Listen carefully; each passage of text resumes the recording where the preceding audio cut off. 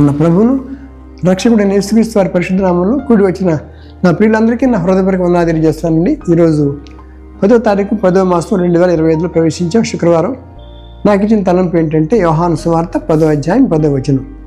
అక్కడ ఏం రాసిందంటే యేసుక్రీస్తు వారు చెప్తున్నాడు దొంగ గురించి, తర్వాత ఎందుకు వచ్చాడో అది చక్కగా చెప్తున్నారు. ఇక్కడ దొంగతనమును హత్యను నాశనం చేయటకు తప్ప మరి దేనికని రాడు అని చెప్పి అన్నాడు.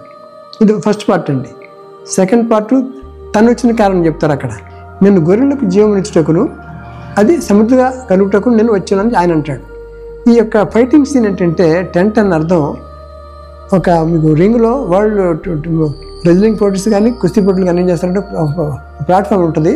ఇలా వస్తాడు, బ్లాక్ డ్రెస్ వేసుకుని సాతాను ఇలా వచ్చాడు అనుకోండి ఫైటింగ్ చేయడానికి. వైట్ డ్రెస్ వేసుకుని వేసుకొస్తారు, ఎదురుగుండా ఆయన ఇలా వస్తున్నాడు. ఇది టెన్నే. ఆ సీన్ ఎంత అందంగా ఉంది మీరు ఊహించుకోండి ఇప్పుడు దాన్ని. కాబట్టి దొంగతనంగా వచ్చాడు సాతాను. ఆదికాండంలో తోటలో ప్రవేశించాడు, అవను మోసం చేశాడు, వద్దన్నప్పుడు తినిపించాడు, మరణాన్ని కొని తెచ్చాడు, దేవునికి దూరం చేశాడు, భయం పుట్టించాడు, తర్వాత వాళ్ళకి దేవుని మాట అనుమానం పుట్టించాడు, వాళ్ళని తోటను జల్లగొట్టేశాడు. చివరికి రక్షణ కోల్పోయారు వాళ్ళు. అటువంటి స్థితిలో ఆ విషయం కోట్ చేస్తున్నాడు. కానీ నేను ఎందుకు వచ్చానంటే న్యూ టెస్టమెంట్ అంటాడు, నేను గొర్రెలకు జీవము కలుగుటకును అది సమృద్ధిగా కలగటానికి వచ్చానని చెప్పి అంటాడు. అద్భుతమైన లేఖనం అండి. నేను అన్నాను సమృద్ధిగా జీవం మీరు ఎట్లా ఇస్తారు అని అడిగాను. ప్రభుని అడిగితే ఆయన నేను తండ్రి ఏకమై ఉన్నాం కదా అని చెప్పేసి యోహాను సువార్త 14:10 చూపించారు వాక్యం. అది ఇంకోటి చూపించారు. ఇర్మియా గ్రంథం 10:10కి వెళ్తే 636 పేజీలు ఉంది. ఇర్మియా 10:10లో యెహోవాయే నిజమైన దేవుడు, ఆయనే జీవం గల దేవుడు, ఆయన ఉగ్రతకు భూమి కంపించడం రాశాడు. కాబట్టి ఆ జీవం గల దేవుడు 10:10లో ఉన్నటువంటి ఇర్మియాలో ఉన్న జీవం గల దేవుడే తన కుమారుడు అంటే యేసుక్రీస్తులోకి వచ్చాడు. యేసుక్రీస్తు వాళ్ళు అదే మాట మాట్లాడుతున్నాడు, నేను తండ్రి ఏకమంటే. మళ్ళీ ఇది యోహాను 10:10 కనెక్టెడ్ టు ఇర్మియా 10:10. అక్కడి నుంచి తండ్రి కొడుకులు ఏకమన్నారు కాబట్టి ఆ జీవం అందులో నుంచి నాలోకి వచ్చిందని చెప్పడం అంత అద్భుతం మీరు ఆలోచించాలి.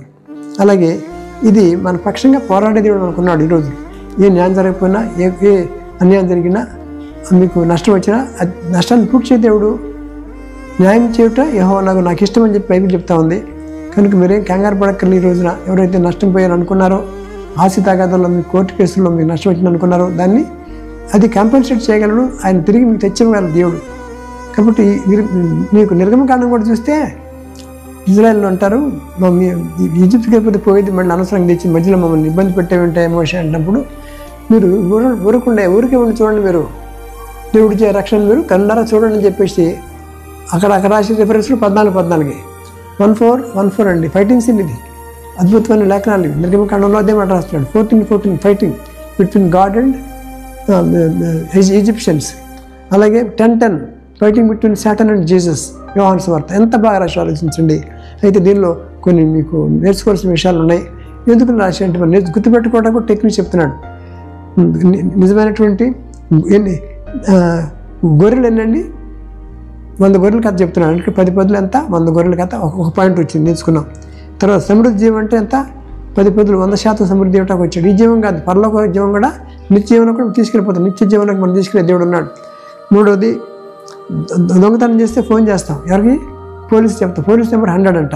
ఇవన్నీ కూడా బైబిల్లో ఉంటే ఎంత ఆశ్చర్యం వస్తుంది మీరు ఆలోచించండి. నాలుగోది ఏంటంటే మరి ఫారెన్ నుంచి ఫోన్ వస్తుందంటే తప్పకుండా వస్తుందని చెప్పండి. బిఎస్ఎన్ఎల్ కోడ్లో మనకి ఇండియాకి +91 కొట్టాక మిగతా నెంబర్లు కొడితే వచ్చేస్తాయి ఆటోమేటిక్గా. కాబట్టి అది ఎక్కడుందంటే సరిగ్గా 91 పేజీలు ఉంటే ఆశ్చర్యకరం. కాబట్టి ఈ రోజున ఎక్కడ నష్టపోయారో, ఎక్కడ బాధపడుతున్నారో, ఏమైనా అన్యాయం జరిగిందో, కానీ దేవుడు గుర్తుపెట్టుకోండి, ఆయన న్యాయం చేసే దేవుడు. కాబట్టి మీ పక్షంగా పోరాడి మీకు న్యాయం చేకూర్చడం నమ్మి ఆయన స్తుతించండి. దేవుడి వాక్యమును దీవించుగాక. ప్రార్థన చేసుకుందాం. ప్రేమగల తండ్రి, యోహాను 10:10లో ప్రభా దొంగ గురించి మీరు రక్షణ మీ గురించి మీరు రాసుకున్నారు. ఇంత మంచి దేవుడు, మా పక్షంగా పోరాడే దేవుడు, మా పక్షం యుద్ధం చేసే దేవుడు, మీ ఊరికి నిలబడి చూడటమే జీవం ఇచ్చే దేవుడు, రక్షణ ఇచ్చే దేవుడు అనుకు ప్రభా. మా జీవితాల్లో ఎన్నో నష్టపోయిన బిడ్డలు ఉన్నారు, తన అన్యాయంగా ఆస్తి కోల్పోయిన బిడ్డలు ఉన్నారు, వ్యాపారం నష్టపోయిన మోసపోయిన బిడ్డలు ఉన్నారు. మీరందరూ ఒకసారి జ్ఞాపకం చేసుకుని ఎవరైతే మేము మోసపోయాం, మా డబ్బులు కాజేశారు, సైబర్ నేరాలు ఉన్నాయి, లక్షలు కొన్ని సింపుల్గా